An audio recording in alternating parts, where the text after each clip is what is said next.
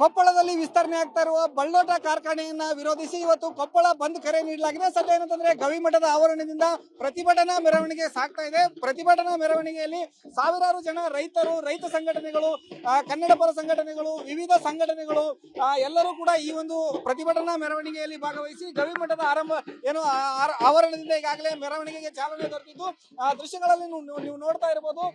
ಗವಿಮಠದಿಂದ ಗಡಿಯಾರ ಕಂಬದಿಂದ ಅಶೋಕ್ ವೃತ್ತ, ನಂತರ ಏನಂತಂದ್ರೆ ಒಂದು ನಗರಸಭೆಗೆ ಹೋಗಿ ಇದು ಒಂದು ದೊಡ್ಡ ಸಮಾವೇಶವನ್ನು ಕೂಡ ಆಯೋಜನೆ ಮಾಡಲಾಗಿದೆ. ದೃಶ್ಯದಲ್ಲಿ ನೀವು ನೋಡ್ತಾ ಇರಬಹುದು, ಸಾವಿರಾರು ಜನ ರೈತರು, ಗ್ರಾಮೀಣ ಭಾಗಗಳಿಂದ ಬಂದಂತಹ ರೈತರು ತಮ್ಮ ಹೊಲಗಳಲ್ಲಿ ಬೆಳೆದಂತಹ ಬೆಳೆಗಳು ಯಾವ ರೀತಿ ಈ ಒಂದು ಕಾರ್ಖಾನೆಗಳಿಂದ ಬಾಧಿತವಾಗಿದ್ದಾವೆ, ಅವುಗಳಿಂದ ಯಾವ ರೀತಿ ಹಾನಿಗೊಳಗಾಗ್ತಾ ಇದ್ದಾರೆ, ಅವೆಲ್ಲವನ್ನು ಕೂಡ ಪ್ರದರ್ಶನ ಮಾಡ್ತಾ ತಮ್ಮ ಆಕ್ರೋಶವನ್ನ ಈ ಒಂದು ಪ್ರತಿಭಟನಾ ಮೆರವಣಿಗೆಯಲ್ಲಿ ಹೊರ ಹಾಕ್ತಾ ಇದ್ದಾರೆ. ನೀವು ದೃಶ್ಯಗಳಲ್ಲಿ ನೋಡ್ತಾ ಇರಬಹುದು, ಟ್ರ್ಯಾಕ್ಟರ್ಗಳ ಮೂಲಕ, ಎತ್ತಿನ ಬಂಡಿಗಳ ಮೂಲಕ ಜನರು ತಮ್ಮ ಕೈಯಲ್ಲಿ ತಾವು ಹೊಲದಲ್ಲಿ ಬೆಳೆದಂತಹ ಮಾವು ಆಗಿರ್ಬೋದು, ತೆಂಗು ಆಗಿರ್ಬೋದು, ಪೇರ್ಲ ಬೆಳೆ ಆಗಿರ್ಬೋದು, ಮೆಕ್ಕೆಜೋಳ, ಇನ್ನಿತರೆ ಹೂವಿನ ಬೆಳೆಗಳಾಗಿರ್ಬೋದು, ತರಕಾರಿ ಬೆಳೆ ಆಗಿರ್ಬೋದು, ಎಲ್ಲವನ್ನು ಕೂಡ ಕಳೆದುಕೊಳ್ತಾ ಇದ್ದಾರೆ. ಕಾರ್ಖಾನೆಗಳು ಹೊರಸೂಸುವಂತಹ ಹೊಗೆಯಿಂದ ಸಾಕಷ್ಟು ಒಂದು ಸಾವು ನೋವುಗಳು ಅನುಭವಿಸ್ತಾ ಇದ್ದಾರೆ. ಜನರು ಕೂಡ ಒಂದು ರೀತಿ ಅನಾರೋಗ್ಯಕ್ಕೆ ತುತ್ತಾಗ್ತಾ ಇದ್ದಾರೆ. ಇದೆಲ್ಲವನ್ನು ಕೂಡ ಇದರಲ್ಲಿ ಪ್ರದರ್ಶನವನ್ನ ಮಾಡುವ ಮೂಲಕ ಸರ್ಕಾರಕ್ಕೆ ಒಂದು ಎಚ್ಚರಿಕೆಯನ್ನ ಕೊಡಬೇಕು, ತಮ್ಮ ಕಷ್ಟ ನೋವುಗಳನ್ನ ಸರ್ಕಾರದ ಗಮನಕ್ಕೆ ತರಬೇಕು ಅನ್ನತಕ್ಕಂತ ಒಂದು ಉದ್ದೇಶದಿಂದ ಪ್ರತಿಭಟನೆಯಲ್ಲೂ ಕೂಡ ಇವರೆಲ್ಲರೂ ಕೂಡ ಭಾಗಿಯಾಗಿದ್ದಾರೆ. ಅದರ ಜೊತೆಗೆ ಈಗಾಗಲೇ ಕಳೆದ ಒಂದು ವರ್ಷದಿಂದ ಈ ಒಂದು ಹೋರಾಟ ನಿರಂತರವಾಗಿ ನಡೀತಾ ಇದೆ. ಕಳೆದ ವರ್ಷ ಫೆಬ್ರವರಿ 24ರಂದು ಕೂಡ ಇದೇ ರೀತಿ ಕೊಪ್ಪಳದ ಗವಿಸಿದ್ದೇಶ್ವರ ಸ್ವಾಮೀಜಿ ಅವರ ನೇತೃತ್ವದಲ್ಲಿ ದೊಡ್ಡ ಮಟ್ಟದ ಹೋರಾಟ ನಡೆದಿತ್ತು.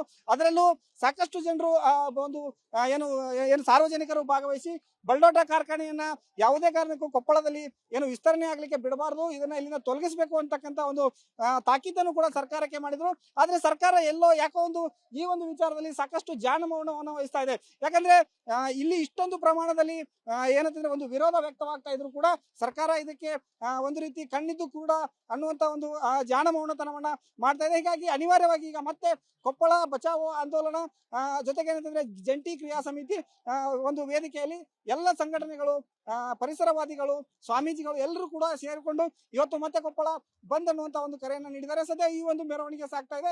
ಈ ಮೆರವಣಿಗೆ ನಗರಸಭೆ ಎದುರುಗಡೆ ಹೋಗಿ ಒಂದು ಸಮಾವೇಶವನ್ನ ಹಮ್ಮಿಕೊಳ್ತಾರೆ. ಇದರಲ್ಲಿ ಭಾಗವಹಿಸಿದಂತ ಸಾಹಿತಿಗಳಾಗಿರ್ಬೋದು, ಚಿಂತಕರಾಗಿರ್ಬೋದು, ಹೋರಾಟಗಾರರು ಎಲ್ಲರೂ ಕೂಡ ಸರ್ಕಾರಕ್ಕೆ ಒಂದು ಮನವಿಯನ್ನ ಮಾಡ್ತಾರೆ. ಮತ್ತೆ ತಮ್ಮ ಇಲ್ಲಿನ ನೈಜ ವಾಸ್ತವ ಸ್ಥಿತಿಯನ್ನ ಸರ್ಕಾರಕ್ಕೆ ಅರಿವು ಮನವರಿಕೆ ಮಾಡಿಕೊಳ್ಳುವಂತ ಒಂದು ಪ್ರಯತ್ನವನ್ನ ಮಾಡ್ತಾ ಇದ್ದಾರೆ.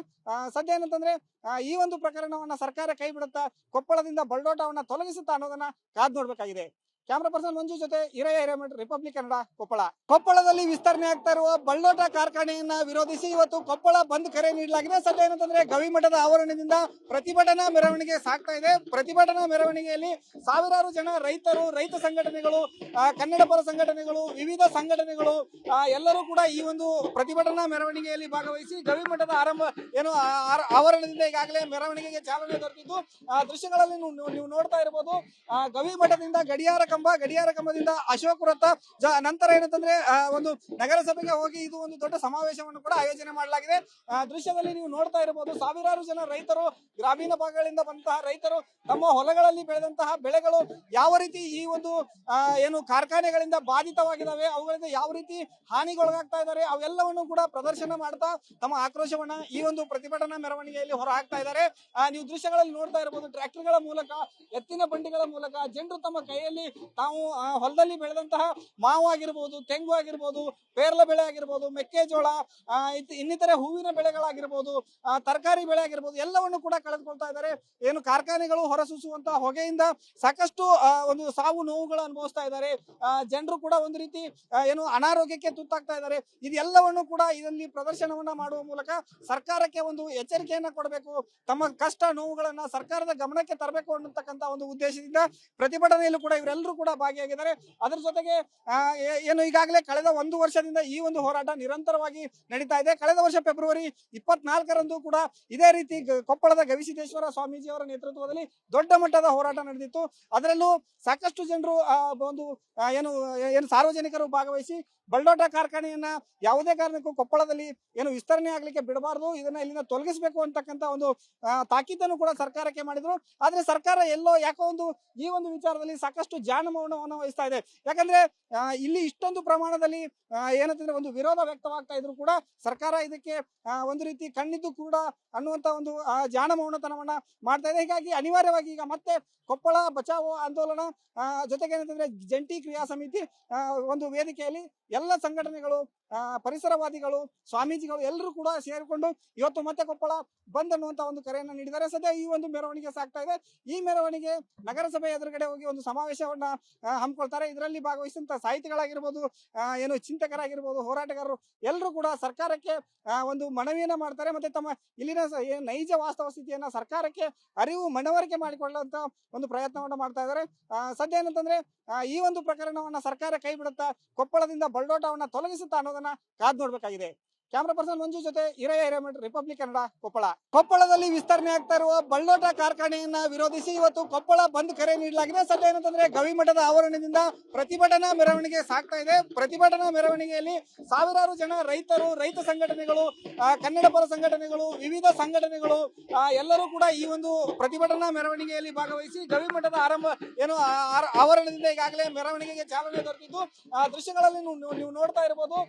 ಗವಿಮಠದಿಂದ ಗಡಿಯಾರ ಕಂಬದಿಂದ ಅಶೋಕ್ ವೃತ್ತ, ನಂತರ ಏನಂತಂದ್ರೆ ಒಂದು ನಗರಸಭೆಗೆ ಹೋಗಿ ಇದು ಒಂದು ದೊಡ್ಡ ಸಮಾವೇಶವನ್ನು ಕೂಡ ಆಯೋಜನೆ ಮಾಡಲಾಗಿದೆ.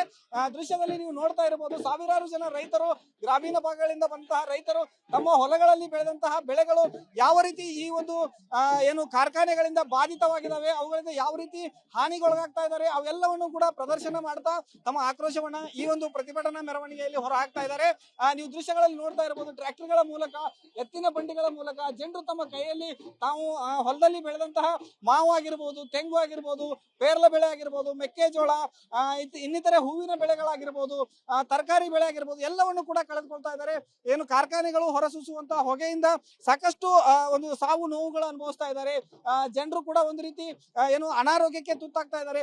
ಇದೆಲ್ಲವನ್ನು ಕೂಡ ಇದರಲ್ಲಿ ಪ್ರದರ್ಶನವನ್ನ ಮಾಡುವ ಮೂಲಕ ಸರ್ಕಾರಕ್ಕೆ ಒಂದು ಎಚ್ಚರಿಕೆಯನ್ನ ಕೊಡಬೇಕು, ತಮ್ಮ ಕಷ್ಟ ನೋವುಗಳನ್ನ ಸರ್ಕಾರದ ಗಮನಕ್ಕೆ ತರಬೇಕು ಅನ್ನತಕ್ಕಂತ ಒಂದು ಉದ್ದೇಶದಿಂದ ಪ್ರತಿಭಟನೆಯಲ್ಲೂ ಕೂಡ ಇವರೆಲ್ಲರೂ ಕೂಡ ಭಾಗಿಯಾಗಿದ್ದಾರೆ. ಅದರ ಜೊತೆಗೆ ಈಗಾಗಲೇ ಕಳೆದ 1 ವರ್ಷದಿಂದ ಈ ಒಂದು ಹೋರಾಟ ನಿರಂತರವಾಗಿ ನಡೀತಾ ಇದೆ. ಕಳೆದ ವರ್ಷ ಫೆಬ್ರವರಿ 24ರಂದು ಕೂಡ ಇದೇ ರೀತಿ ಕೊಪ್ಪಳದ ಗವಿಸಿದ್ದೇಶ್ವರ ಸ್ವಾಮೀಜಿಯವರ ನೇತೃತ್ವದಲ್ಲಿ ದೊಡ್ಡ ಮಟ್ಟದ ಹೋರಾಟ ನಡೆದಿತ್ತು. ಅದರಲ್ಲೂ ಸಾಕಷ್ಟು ಜನರು ಒಂದು ಸಾರ್ವಜನಿಕರು ಭಾಗವಹಿಸಿ ಬಲ್ಡೋಟ ಕಾರ್ಖಾನೆಯನ್ನ ಯಾವುದೇ ಕಾರಣಕ್ಕೂ ಕೊಪ್ಪಳದಲ್ಲಿ ವಿಸ್ತರಣೆ ಆಗ್ಲಿಕ್ಕೆ ಬಿಡಬಾರದು, ಇದನ್ನ ಇಲ್ಲಿಂದ ತೊಲಗಿಸಬೇಕು ಅಂತಕ್ಕಂತ ಒಂದು ತಾಕೀತನ್ನು ಕೂಡ ಸರ್ಕಾರಕ್ಕೆ ಮಾಡಿದ್ರು. ಆದ್ರೆ ಸರ್ಕಾರ ಯಾಕೋ ಈ ಒಂದು ವಿಚಾರದಲ್ಲಿ ಸಾಕಷ್ಟು ಜಾನಮೌನವನ್ನು ವಹಿಸ್ತಾ ಇದೆ.